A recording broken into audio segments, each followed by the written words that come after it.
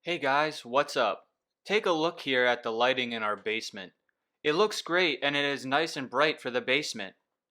You can see here that it clearly lights up the space.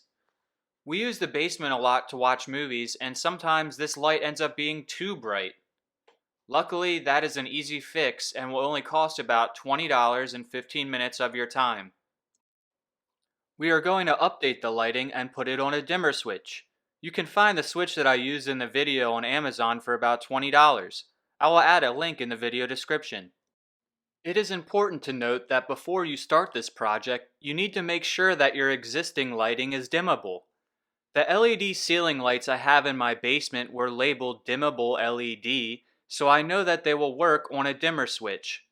If your lighting is not indicated as dimmable, you will need to replace the lighting you intend to dim with dimmable lights. Before working on any electrical project, you need to turn off the breaker for the electrical circuit that you'll be working on. Follow the labeling in your breaker panel and turn off the corresponding breaker. Even after you have turned off the breaker that you think is the correct one, you always need to test at the location you'll be working on that the power is in fact turned off.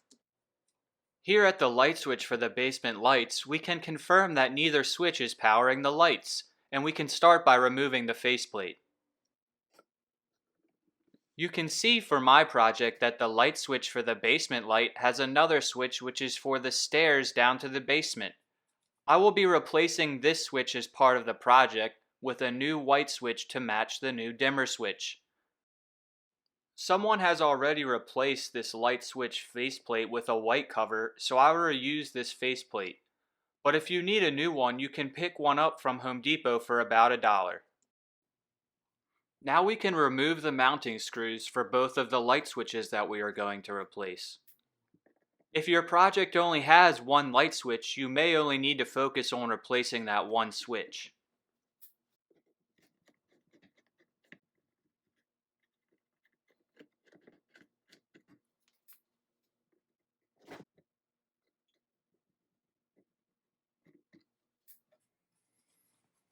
Once the mounting screws have been removed, you can pull the light switch from the junction box.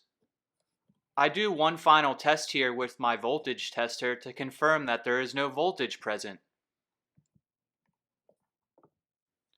Next we can remove the wires from the light switches. The wires in my junction box were cut very short by the installer, so I do not have much slack to work with. This makes the project a little more difficult. You just need to make sure that you do not damage the wires in the process. For these older style light switch terminals, the wires need to be wrapped around the terminal screw for a secure connection. So you will have to loosen the screw and unwrap the wire from the base of the screw to remove it.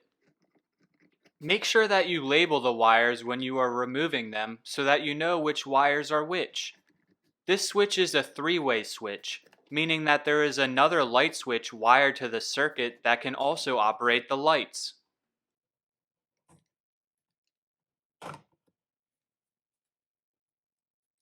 The new switch will have a wiring diagram on the back. Confirm that the wiring diagram is the same as the old switch and make the wire connections to the corresponding terminals.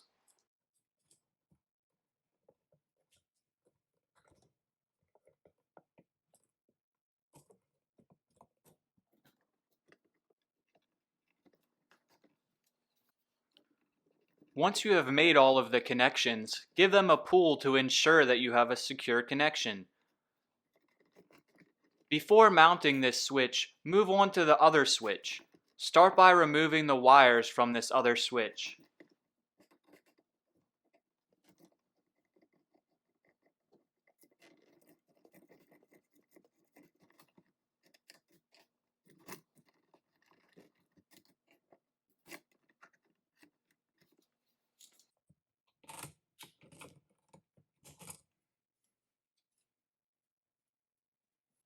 Once the old switch is removed, it is time to install our new dimmer switch.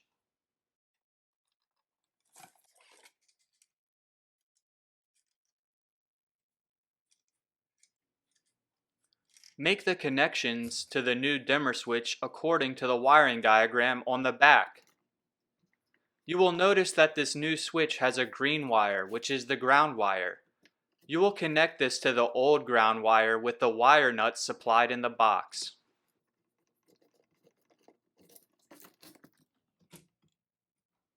Now that you have both new switches wired up, you will mount them to the junction box with the mounting screws. Tuck the wires back into the junction box first so that they are not pushing the switch out of the junction box. You do not want to force the mounting screws in, or you could end up stripping out the hole in the junction box.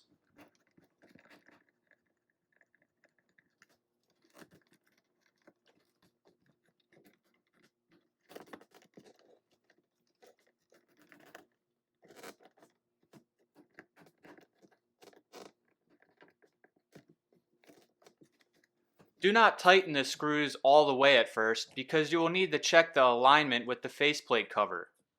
Once you have confirmed the alignment, you can tighten down the mounting screws all the way. Just make sure that the switches do not move on the final tightening, or you will need to adjust them again to get the faceplate to fit properly. Before attaching the faceplate with the screws, I wanted to confirm that both switches were wired correctly and that the lights were working. You can see that the lights are working.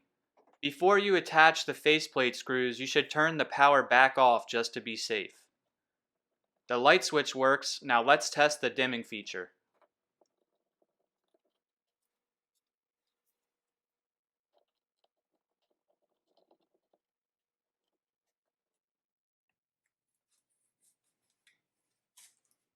Adjust the slider to dim the lights.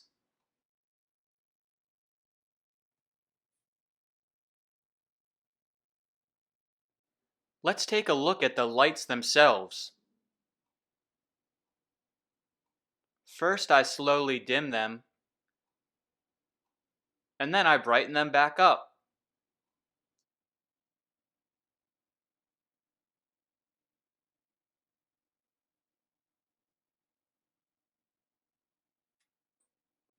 Let's see how this works in the actual space. It is kind of hard to tell on camera because the camera self-adjusts for low lighting, but now we have that true movie theater feel. That's all for this video. Thanks for watching, and as always, you can do it.